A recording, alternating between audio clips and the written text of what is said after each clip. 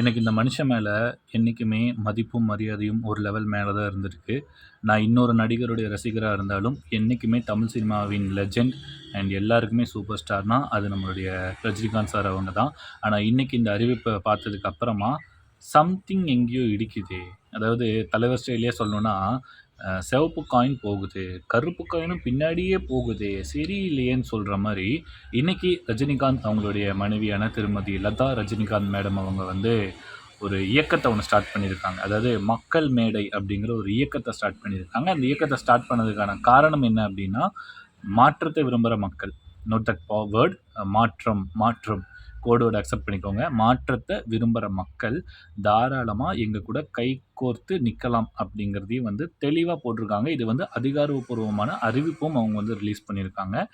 And ஃப்யூச்சரில் நம்ம நிறைய நல்ல விஷயங்கள் மக்களுக்காக பண்ணலாம் அப்படின்லாம் சொல்லியிருக்காங்க. உண்மையிலே இந்த மாதிரி ஒரு மூவ் எடுத்ததுக்கும் மக்களுக்கு நல்லது பண்ணணும்னு நினச்சி வந்ததுக்கும் மிகப்பெரிய ஒரு சல்யூட், பெரிய வாழ்த்துக்கள் அண்ட் பெஸ்ட் விஷஸ். ஆனால் அதை ஏன் இப்போ பண்ணுறீங்க அப்படிங்கிற கேள்வியும் இங்கே வந்திருக்கு.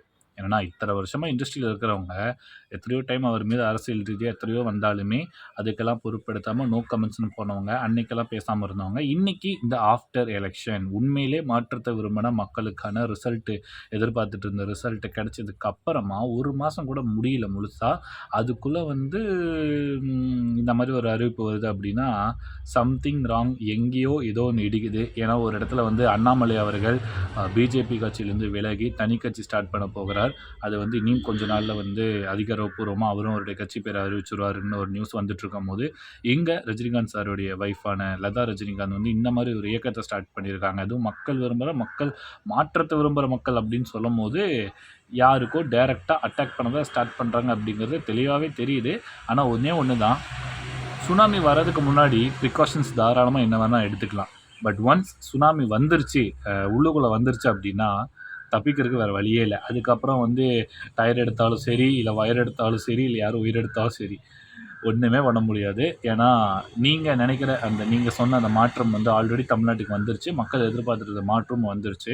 அண்ட் நான் சொன்ன அந்த சுனாமி அடுத்த 5 வருஷத்துக்கும் மக்களுக்கு தேவையான அனைத்து நல்ல விஷயங்களையும் வந்து பண்ண போகிறது அப்படிங்கிறது எந்த ஒரு டவுட்டுமே இல்லை. இந்த ஒரு நேரத்தில் இந்த மாதிரி ஒரு இயக்கத்தை ஸ்டார்ட் பண்ணி மக்கள்கிட்ட கொண்டு போய் சேர்த்தலாம் அப்படின்னு நினச்சது எல்லாமே வந்து ஒரு நல்ல விஷயம் தான். ஆனால் எலெக்ஷனுக்கு அப்புறம் ஏன் பண்ணீங்க அப்படிங்கிற ஒரு விளக்கத்தையும், ஏன் முன்னாடியே பண்ணல அப்படிங்கிற விளக்கத்தையும் கொடுத்தாங்க அப்படின்னா நல்லாயிருக்கும். பட் எனிவேஸ் இந்த ஒரு நேரத்தில் மக்களுக்காக நல்லது செய்யணும் வந்த ரஜினிகாந்த் சார் மற்றும் அவங்களுடைய மனைவி 2 பேத்துக்குமே வாழ்த்துக்கள்.